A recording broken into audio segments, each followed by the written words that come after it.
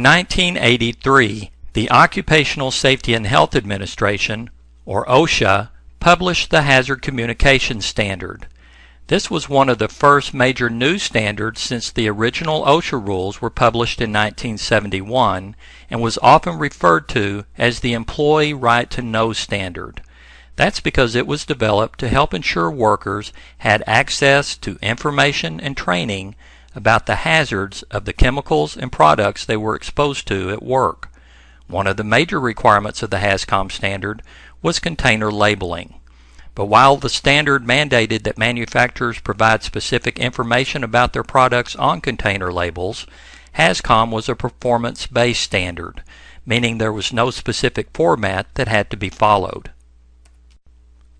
As a result, container labels took on all shapes and forms, in part because manufacturers were free to use many different hazard warning and rating systems on their container labels.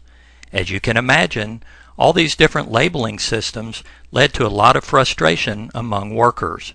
The Hazard Communication Standard was not meeting its original intent, which was to help employees know exactly what they were working with, how it could harm them, and most importantly, how to protect themselves. So in 2012, OSHA revised their Hazard Communication Standard, and a major part of that revision was how containers had to be labeled. While manufacturers still have to put labels on their containers, now that information has to follow a specific format. And there is a standardized hazard classification system that must be utilized on container labels to convey information about the physical and health-related hazards associated with that product. The HazCom standard also requires employers to train their employees on how to read and understand the new GHS labeling system. So the standard changed from Employee Right to Know to Employee Right to Understand. To improve information available to workers, OSHA adopted the labeling requirements of the GHS. That stands for the Globally Harmonized System of Classification and Labeling of Chemicals.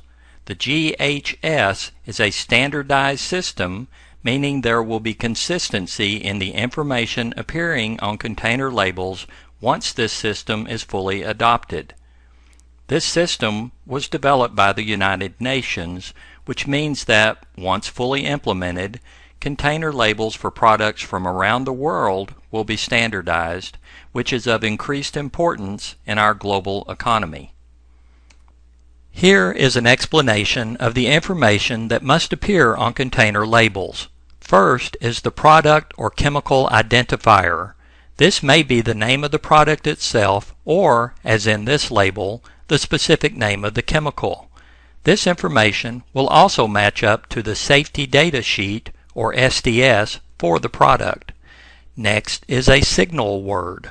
There are only two that are used in this system, either the word danger, which indicates a relatively severe or immediate hazard, or warning, which indicates a less severe but still potentially harmful level of hazard.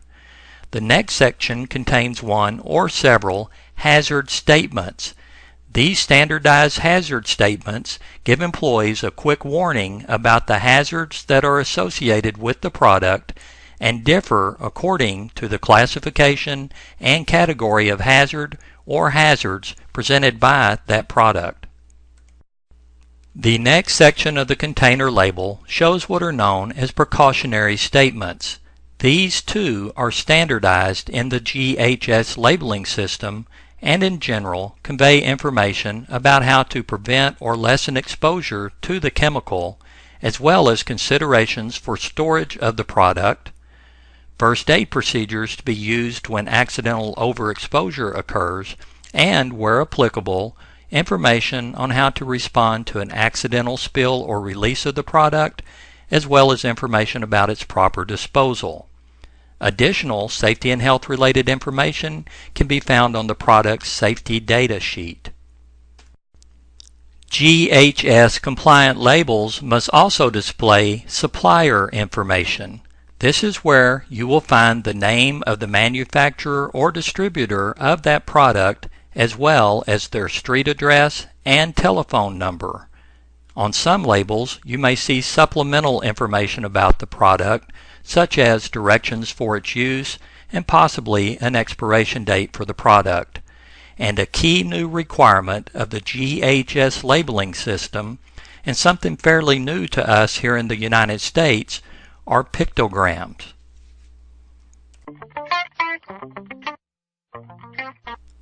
Pictograms are standardized icons that alert workers to the various hazards of the product in a container.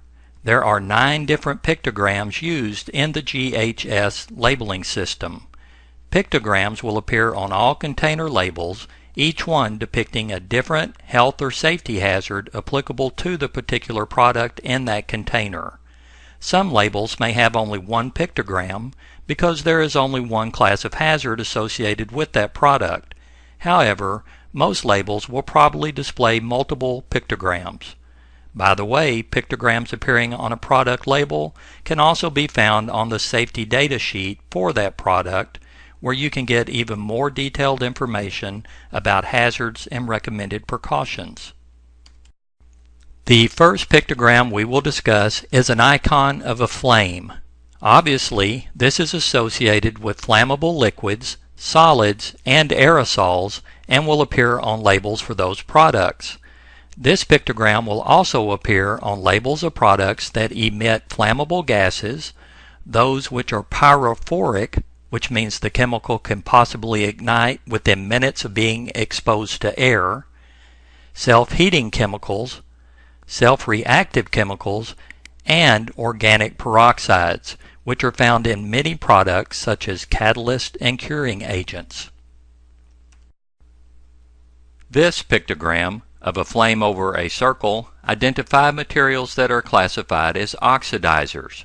While similar in appearance to the flame pictogram we just covered, oxidizers are actually materials that cause or contribute more oxygen to the combustion process, making other materials burn much more rapidly than they normally would.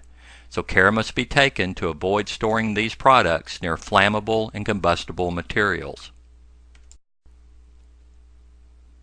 The third pictogram depicts an exploding bomb and appears on products that are explosive. It can also be found on labels for self-reactive products and for organic peroxides. The compressed gas cylinder will appear on labels of cylinders of compressed gas under pressure. Care must be taken when handling these cylinders because in the right conditions, a broken regulator or valve can cause the cylinder to become a projectile. Also, when a compressed gas leaks into an enclosed space, such as through a leaking hose or crack valve, the gas can fill up the space and cause an oxygen-deficient atmosphere. And some gases are liquefied so they can be placed inside a cylinder. Some of these gases rapidly expand and cool when released from the cylinder and can even cause frostbite injuries if the gas makes contact with any part of your body. The corrosion pictogram will appear on labels affixed to containers of corrosive chemicals and products. Obviously, getting something corrosive onto your skin could cause a chemical burn, and the same could be said if you get any into your eye. But these products can also be corrosive to metals, which means they could corrode containers and other articles made from metal, causing them to break or leak. The skull and crossbone pictogram identify chemicals and products that present an acute toxicity hazard. The toxic effects of overexposure to these poisonous products could even be fatal in the right doses. Acute means the effects happen relatively quick as opposed to over a long period of time, which leads us to our next pictogram.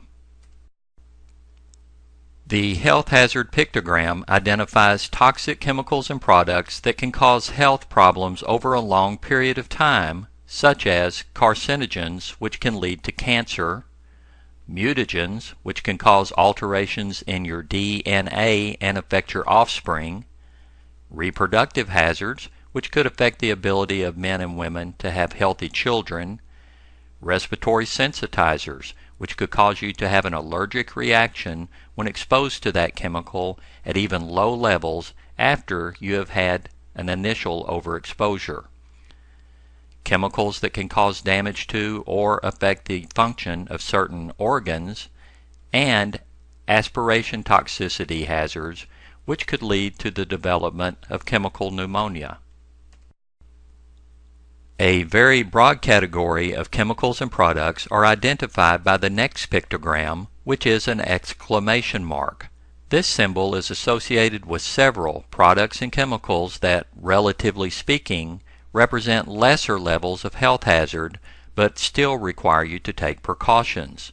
For example, many chemicals and products are considered an irritant to your skin or to your eyes, while others can have a similar effect on your respiratory tract when they are inhaled. This icon also covers chemicals that could cause you to have an allergic skin reaction after subsequent exposures, and some of these chemicals could have an acute effect on your health that, while less severe than those identified by the skull and crossbones pictogram, still require you to utilize precautions so you don't suffer any ill effects.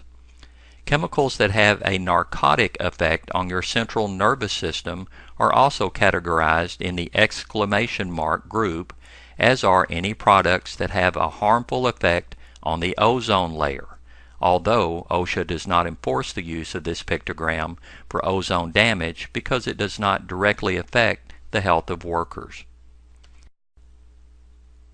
And finally, this last pictogram appears on labels of chemicals and products that are considered toxic to plants and aquatic animals. However, while this pictogram may be required by other agencies to appear on container labels, OSHA does not enforce the use of this pictogram since it will not directly affect the health and safety of exposed workers. As previously mentioned, at least one, but in many cases 2, 3, or even more of these pictograms will appear on the labels of containers of chemicals and products covered by the OSHA Hazard Communication Standard, as well as on safety data sheets. So read them and heed them, as you will need to be aware of the hazards posed by the various products you use at work. Also, keep in mind that pictograms are not intended to replace all other hazard identification symbols, as some of those are required by other government agencies, such as the Department of Transportation or Environmental Protection Agency, so you may continue to see them on containers along with pictograms. And in addition to containers of chemicals and products that we purchase from vendors, employers will need to make sure that all in-house labeling systems incorporate the required information by the deadlines established by OSHA. Speaking of deadlines, here is an overview of some very important dates. The revised Hazard Communication Standard, which requires the use of GHS-compliant labels on containers, was published on March 24th of 2012. And OSHA is giving manufacturers and distributors of hazardous chemicals and products until June 1st of 2015 to make sure all containers display the updated labels. However, many manufacturers and distributors are already starting to use compliant labels on their containers, or will be doing so long before the due date. So OSHA requires employers to get a head start and begin training all of their workers on how to read and understand those labels, and they have until December 1st of 2013 to get that training done. On a related note, employers must also update their written hazard communication programs by June 1st of 2016 to reflect the changes brought about by the adoption of the GHS system of labeling and hazard classification. So in review, the revised OSHA Hazard Communication Standard requires GHS compliant labels to appear on all containers of hazardous chemicals and products. Those labels are standardized in the information that must appear, including the display of all applicable pictograms, which are visual icons that identify the various classifications of hazards associated with the products. And employers must provide training to all affected workers so they understand the information that appears on those labels. If you have any questions about the GHS labeling system or about the hazards of the products you work with, contact your employer safety representative or feel free to contact the safety professionals at OSHA Training Services.